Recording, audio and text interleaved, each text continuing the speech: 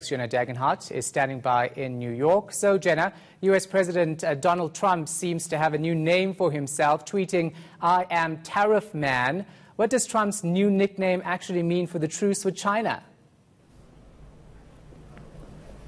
Yes, so Shahan, this new nickname of Tariff Man appears to be at odds with some of the initial messaging that we got coming out of the G20 meeting with Xi Jinping and the news of a potential trade de-escalation. Global markets rallied on Monday following Trump's tweet about a potential trade truce with China for 90 days, only to reverse course on Tuesday as doubts emerged over what exactly the world's two largest economies agreed on. And Trump continues to ramp up the pressure on China. In addition to that Tariff Man tweet, he also tweeted, quote, "A real deal with China or no deal at all." And in China, a Ministry of Foreign Affairs spokesperson said that the country hopes to speed up talks and is devoted to finding a solution to settle issues. And then President Trump also tweeting about oil prices again, but OPEC seems to be defying that plea. What's the latest?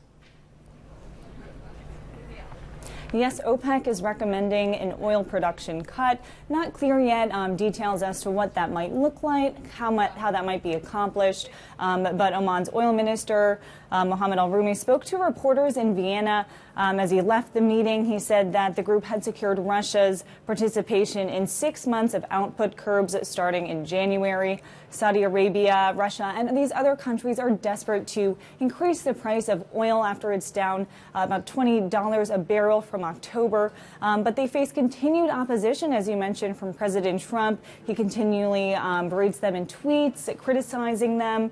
President Trump sees lower oil prices as a key point of stability for the U.S. economy to continue growing.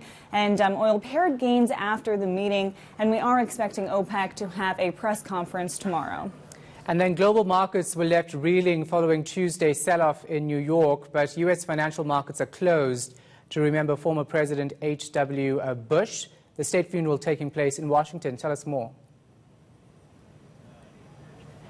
Yes, it's been a really big event today, a very solemn state ceremony in the nation's capital of Washington, D.C., and a lot of people speaking very highly of the 41st President of the United States as a diplomat, as a war hero, as well as a family man. His son, the 43rd President of the United States, George Bush, spoke about his father, saying that he was the best father that a son or daughter could ever have. He said he looked for the best in people and usually found it.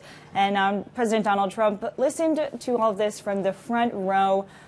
His arms were crossed, and he was seated next to his 3 Democratic predecessors and their wives. He was not invited to speak, and President Trump has leveled years of criticism and attacks against the Bush family, although that was left silent today. And he actually tweeted that he was looking forward to spending time with the Bush family.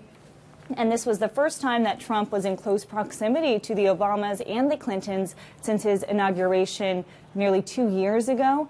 And another very touching moment that came out of remembering George H.W. Bush was Bob Dole, former senator, 95 years old at this point, standing out of his wheelchair to salute George H.W. Bush. He had to be helped up and really wanted to commemorate a fellow World War II veteran.